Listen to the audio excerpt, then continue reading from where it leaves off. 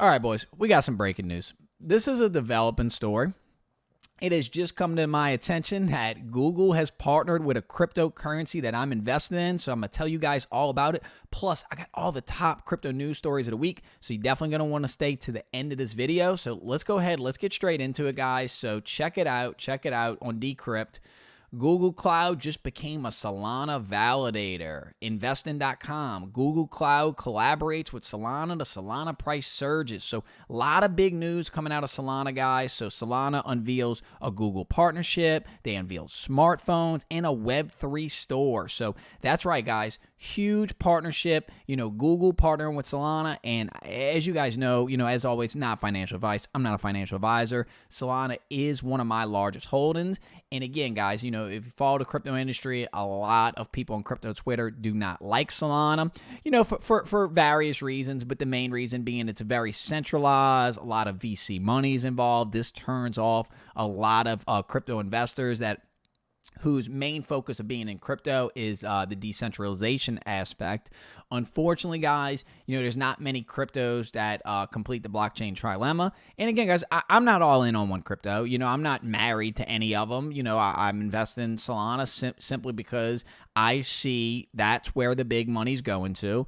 And, I've said this on this channel even when, Solana wasn't very popular. And, it was simple to me. I was seeing all the big VC money, and now you're seeing with a partnership like Google.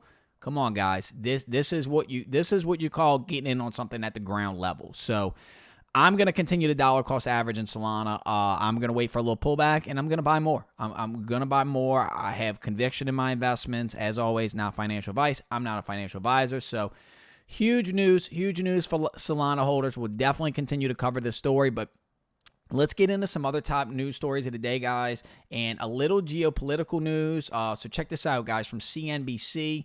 In bankrupt Lebanon, locals mine Bitcoin and buy groceries with Tether as $1 is now worth 15 cents. Once known for its stable and investment-friendly banking system, Lebanon has plunged into chaos as hyperinflation grips the country and banks force huge haircuts on dollar withdrawals. So, guys, this is definitely a story you're going to want to watch if you're an investor in crypto, because they're telling you, look, I would lose around half of its value. Explain Gabriel of the experience. That's why I was looking at Bitcoin. It was a good way to get money from abroad. So, guys, other countries that are experiencing hyperinflation, I mean, guys, look what they're doing to the ATM machines. They're so mad at the banking system because it's failed them.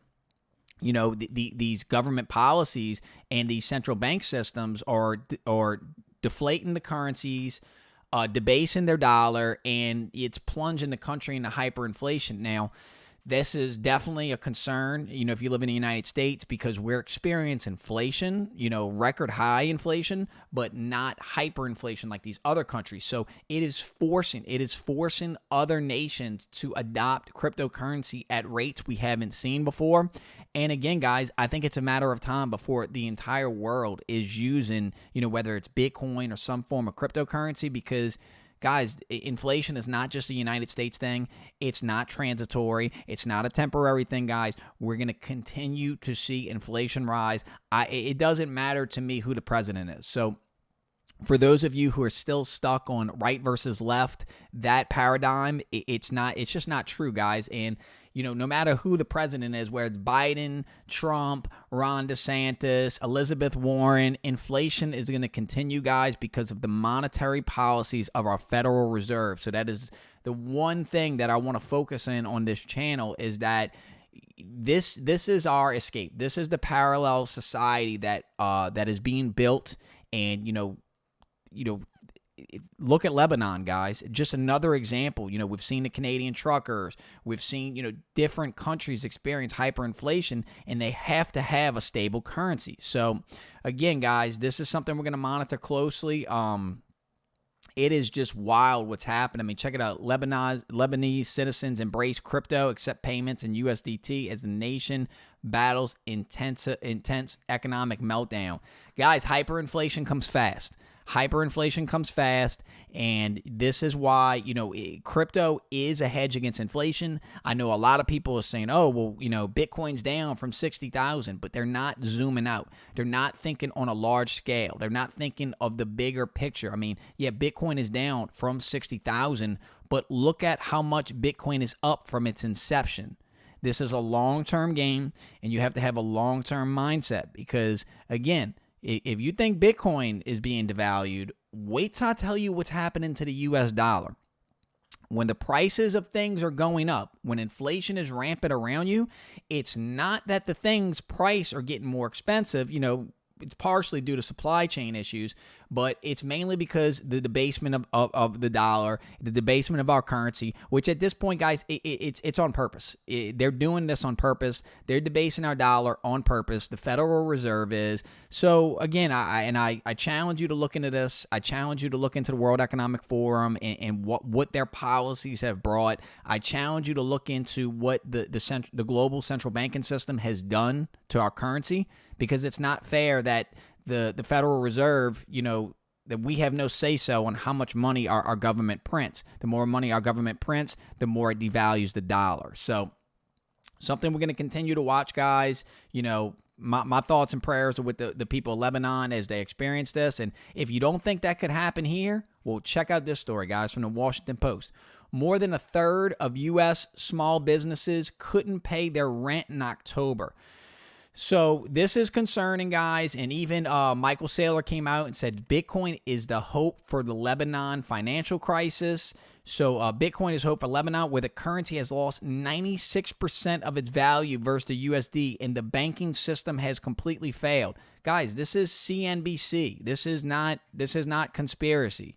We are watching the debasement of currencies, global currencies around the world. And it does start with the U.S. dollar because we are the world reserve currency. Now, if you're wondering what is keeping the dollar afloat and what is allowing the dollar to hang on to its strength, well, it's still because we're mostly settling the petrodollar. We're still settling oil in USD. But that's starting to change too, but that's for another video, guys. I'll get into that in another video. So again, guys, inflation is not transitory. It's just getting started. And, do what you got to do to protect your family. I'm not telling you to invest in crypto. I mean, if you think gold is your best hedge, if you think real estate is your best hedge, if you think precious metals, that's what you have to do. Me personally, guys, I'm doing everything. I'm invested in precious metals, crypto, stocks, real estate, anything to hedge myself against what is coming. And again, I want to show y'all this quote that's going to perfectly, and if you made it this far in the video, thank you so much for watching. Check out this quote, guys, from Voltaire. Paper money eventually returns to its intrinsic value, zero. So throughout history, guys, fiat currencies have failed, especially fiat currencies that aren't backed by anything. The U.S. dollar is not backed by, it used to be backed by gold. Now, you know what it's backed by? It's backed by our military.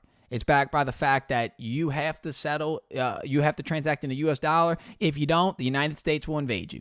Yep, the world police will invade you. And again, guys, on this channel, y'all know me, I am anti-war. That is my stance. You name the conflict, I'm anti-war. I'm all about peace. I'm all about peace, and I'm all about economic prosperity and really just freedom for the people. And I think that's what, Bitcoin especially represents, is freedom. Freedom from a central bank, from an oppressive central banking system. Freedom, for people to have money that is not tied to a government. Freedom for individuals to be able to support whatever they want without fear of their bank accounts being drained or their bank accounts being taken. That's what Bitcoin represents. So again, guys, I mean, this is concerning. This is concerning that, we're having to see, guys, this is the Washington Post. This is not conspiracy. More than a third of U.S. small businesses couldn't pay all their rent in October.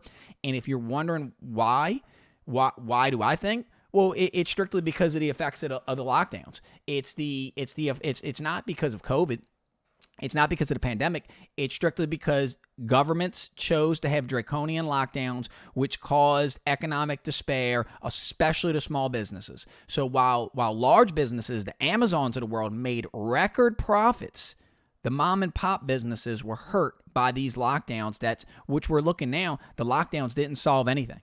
That's the disappointing thing in all of this, is that the lockdowns haven't solved anything. So again, guys, this is just where we're at, and paper money eventually returns to its intrinsic value, zero.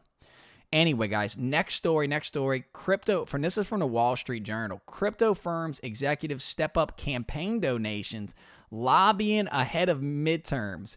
Industry seeks to gain influence in Washington as regulators increase scrutiny of digital assets. Wow. So, United States government, large cryptocurrencies that, are lobbying politicians to, so watch how quick your favorite politician becomes pro-crypto due to lobbying and them receiving campaign donations. So, again, guys, I'm not going to support any candidate that's anti-crypto, but I also don't think that it's very productive for, cryptocurrencies to be lobbying, to be funding politicians. I think politicians should be able to make these determinations on what they want to legislate on their own, and really give these cryptos, and give this industry freedom, guys, because, guys, we're in a recession. So wouldn't you want a new, innovative technology that can solve so many problems and possibly get us out this recession? Wouldn't you want this technology to grow and prosper and not to be restricted by federal bureaucrats? That's my take on it. I mean, let me know y'all's. And look, if you made it this far in the video, guys, thank you so much for watching. I'm really trying to build this channel up, guys, and I appreciate all your support. So if you could like, comment, subscribe, maybe drop me a 100 emoji in the comments, that would be awesome. But I got some good news. Not all bad news. Check out this news, guys. And I think this is a story that flew under the radar. So MoneyGram. So if you don't know what MoneyGram is, check it out. It's the global leader in the evolution of digital peer-to-peer payments. Today, it announced the launch of a new service enabling consumers to buy, sell, and hold cryptocurrencies via the MoneyGram app. So again, guys, MoneyGram, a huge company that's traded, I believe, on the New York Stock Exchange. MoneyGram introduces new crypto service enabling customers to buy, sell, and hold cryptocurrencies. So so look, guys, it's traded on the New York Stock Exchange, under the ticker MGI. Again, guys, this isn't any promotion for MoneyGram. I'm not telling you to buy this stock. What I'm more focused on is that a publicly traded company that is embracing cryptocurrency, and what I wouldn't be surprised is to see very shortly, MoneyGram might even announce that they're adding Bitcoin or Ethereum or something like that to their balance sheets. But again, guys, just another sign of more mainstream adoption. And it seems like stories like this go under the radar every single day. So if you like stories like this, guys, make sure you like, comment, subscribe, because I'm covering all the biggest stories in crypto that the mainstream news is not going to tell you about. Now, why they're not telling you about these stories? Well, I can only speculate, but that'll be for another video.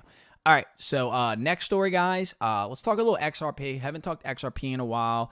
What is XRP's price at? That is something I'm thinking about. So XRP, it's still, sixth highest market cap in all cryptocurrency, sitting at 48%, up about 6% on a week. But we got some XRP news, a little XRP news. So Ripple heads toward a historical win against the SEC in XRP suit as industry supports Ripple en masse. So as you guys know, XRP is in a massive lawsuit with the SEC. The SEC has deemed XRP to be a security. And, I hold a little bit of XRP, guys, honestly, not much.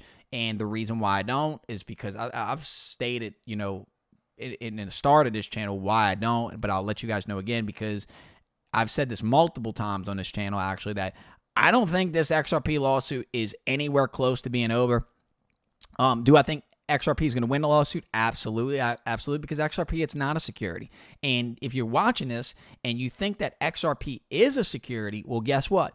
Then Ethereum's a security. Then Cardano's a security. Then Solana's a security. Then, basically any smart contract platform is a security. So I do not think XRP is a security. Now, is there a grand conspiracy around this SEC investigation? That I do not know. There is a lot of speculation of that, especially on crypto Twitter, that the SEC, has it out for XRP. A lot of conspiracies revolving around why, but I believe that XRP is the chosen one. I believe they're partnered with the World Economic Forum, our overlords at the World Economic Forum, Klaus Schwab and all his friends. Look into these guys, and that's kind of what I like to do. I like to follow what they're doing, what they're talking about, because that's where the policy of the world, unfortunately, isn't being made in Washington, D.C. right now, guys. It's being made at the World Economic Forum in Davos at their annual meeting. Look it up. It is very disturbing stuff. So, next story, guys. Check this out. I'll be honest, I don't know who this dude is, but this is a Decrypt article.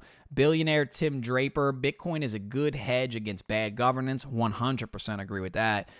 Draper also reiterated his prediction that Bitcoin will hit 250,000 per coin and argued that women will drive the next wave of adoption.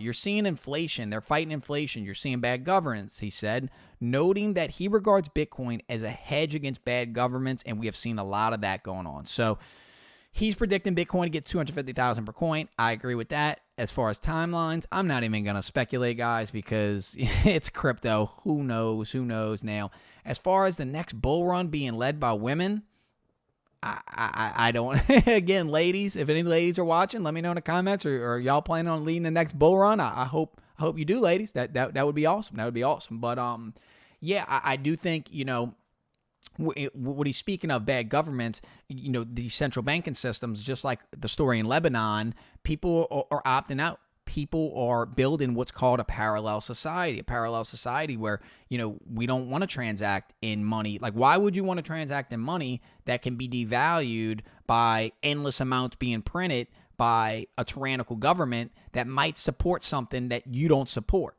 So essentially, your tyrannical government wants to go to war. Let's say your government wants to go to war, so they have to print money to pay for an endless war, which devalues your currency. This is what crypto gives us, the ability to have programmable money with rules, money that can't be printed by a Federal Reserve. It's essentially, we're not there yet, guys. We're still in the early phases, but essentially we're working on creating perfect money. That's the next evolution of human existence and society. That's my thoughts. So, last story today, guys. Crypto whale moves 1.58 billion in Bitcoin, where the Bitcoin is now being stored. So this whale moved, and we can see this. That's what's great about Bitcoin. You don't need to be a forensic auditor to audit this. There's on-chain metrics where you can see, Bitcoin being moved. It's a public ledger.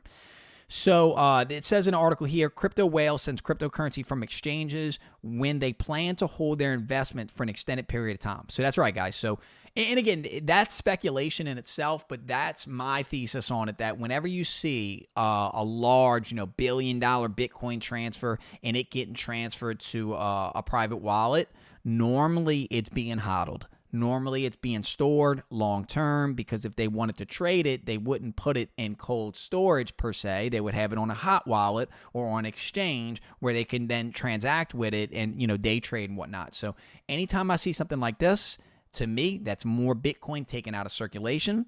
That's less Bitcoin on exchanges. And again, guys, scarcity creates value. Anyway, y'all, I'm Classic Kev. You made this far in the video. Thank you so much for watching, guys. I'm out. Peace.